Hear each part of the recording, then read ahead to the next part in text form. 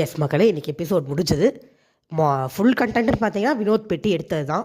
நம்ம ஏற்கனவே அதை பற்றி ஒரு ஃபுல் வீடியோ போட்டிருக்கோம். இந்த வீடியோலேயும் நம்ம ஃபுல்லாகவே பார்த்துருவோம். ஏன்னா அந்த வீடியோ நிறைய பேர் பார்த்துருக்க மாட்டேங்க. இது ரிவ்யூ வீடியோ பார்ப்பீங்கன்னு நம்புகிறேன். ஸோ நான் இதுலேயுமே ஃபுல்லாகவே சொல்லிடுறேன். அண்ட் அரோரா மேலேயும் விக்ரம் மேலேயும் ஒரு விஷயத்தை பரப்பிட்டுருக்காங்க. வீட்டுக்குள்ளேயும் சரி வெளியிலையும் சரி, அது கம்ப்ளீட்டான ஒரு பொய். அது உண்மை கிடையாது. அது ஏன் பொய் அப்படிங்கிறதையும் நான் சொல்கிறேன். இதில் வந்து கட் பண்ணி 1 ஹவரில் போட்டிருக்கிறதுனால அதில் வந்து நிறைய ப்ராப்ளம்ஸ் இருக்குது. பட் அதுலேயே தெளிவாக தெரியுது அவங்க மேலே தப்பு இல்லைன்னு. இருந்தாலும் நம்ம நடந்ததை ஃபுல்லாக பார்த்துருவோம். ஃபஸ்ட்டு காலையில் எழுந்த உடனேயே இந்த தர்பூசணி உயிரை வாங்குது. வினோத் ஏதோ அழகாக ஏதோ பாட்டு பாடிட்டு இருக்காரு. இதெல்லாம் ஒரு பாட்டா, மொக்க பாட்டுக்குது. எல்லோரும் டென்ஷன் ஆகிடுறாங்க. முக்கியமாக கெபி டென்ஷன் ஆகிட்டாங்க. ஏன்னா பாட்டு கண்ணதாசன் பாட்டு. இந்த தர்பூசணிக்கு யார் பாட்டுன்னு தெரியலன்னா சும்மா இருக்கணும். வினோத்தை அஃபன் பண்ணுறேன்னு சொல்லி மொக்க பாட்டுன்னு சொல்ல போய் கண்ணதாசன் பாட்டை போய் நீ மொக்க பாட்டுன்னு சொல்லுவியான்னு சொல்லி அங்கே பிரவீன் கமீலா அஃபண்டாகி திட்டி கெமிலாம் பயங்கரமாக கத்திருக்காங்க. ப்ரொமோவில் வந்துச்சு. பட் நம்மளுக்கு எபிசோடில் அவ்வளோவா காட்டலை. ஏன்னா வினோத் விஷயத்தை காட்டுறோம் அப்படிங்கிறதுக்காக அதை காட்டலை. ஸோ அது ஒரு பெரிய பிரச்சனையாக காலையில் போயிருந்திருக்கு. எப்போவும் போல அவன் தப்பை ஒத்துக்காமல் கையை காலை ஆட்டிட்டு ஏதோ சீன் ஓட்டிட்டு அந்த ஆள்லாம் வேஸ்ட்டுங்க. கருமோ. வினோத் போகும்போது ஒரு பர்ஃபார்மன்ஸை போட்டான். எரிச்சலாக இருந்துச்சு பார்க்குறதுக்கு.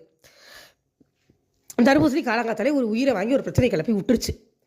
அதுக்கப்புறமா இந்த டாஸ்க் வருது. இந்த மாதிரி நீங்கள் வெளியில் போனால் யார் கூட ரிலேஷன்ஷிப் வச்சுப்பீங்க, யார் கூட வச்சுக்க மாட்டீங்க அப்படின்னு சொல்லி வந்தது.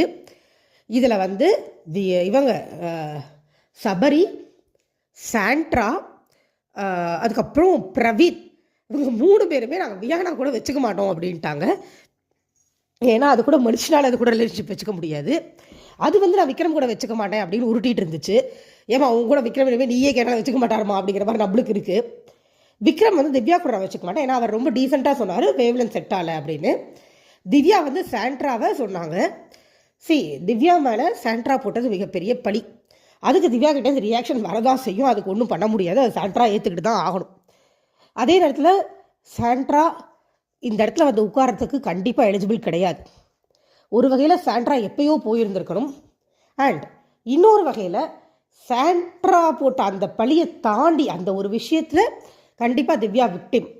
பட் அதை தாண்டி திவ்யாவுமே நிறைய இரிட்டேட் தான் பண்ணுறாங்க. அதுவும் நான் சொல்கிறேன். அது எனக்கு கண்டினியூஸாகவே திவ்யா வந்த முதல் நாள்லேருந்தே அவங்களுக்கு எப்படி தலைவலி இருக்கோ நம்மளுக்கும் அவங்க தலைவலியாக தான் தெரியுறாங்க. ஒரு பக்கம் பிஆர்டி உருட்டிக்கிட்டே இருக்காங்க. திவ்யா திவ்யா திவ்யா திவ்யான்னு ஒன்றுமே பண்ணுறது இல்லைங்க. திவ்யா சீரியஸாக கத்துன்னு கத்துறாங்க. சீரியஸான சுச்சுவேஷனில் கூட கத்துறாங்க தேவையே இல்லாமல்.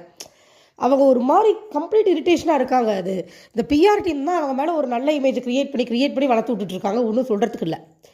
இந்த டாஸ்க் முடிஞ்சதுக்கப்புறமா